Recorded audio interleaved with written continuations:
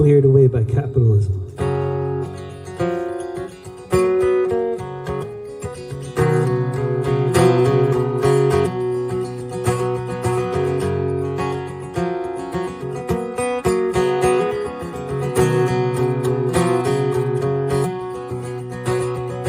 Once upon a century, people lived above this glen. There were 50 houses here with parents and their children, but someone said they owned what those 4 generations had called their homes across the Scottish nation.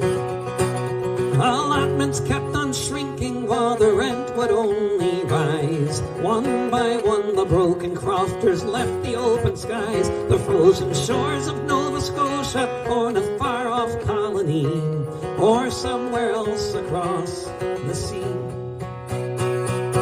Once upon a century, from the ways of old, from something like the golden rule to the rule of gold, it's just the logic of the market.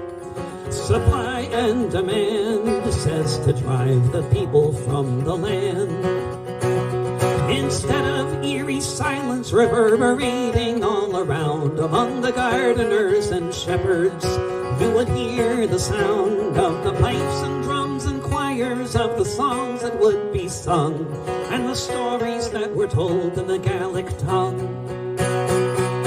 Once upon a century, you'd never think it could, to turn into a field what had been a neighborhood. Once there were the promises of loyalty or clan, and then there was just profit if you can.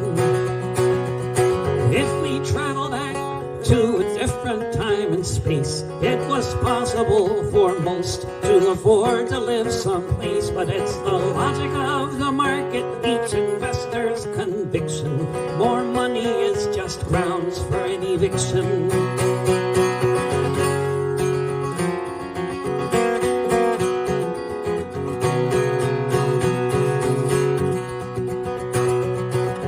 Once upon a century, they cleared the highlands for the sheep. Most folks did not resist. As the rent became too steep, they packed their things and moved, scattered far and near. You'd never know that they once were here. Just for the whims of capital, the biggest profits for the banks. You fight a war for empire, and clearance is your thanks. From the crofts of Scotland to the sidewalks of LA, if anything has changed, who can say?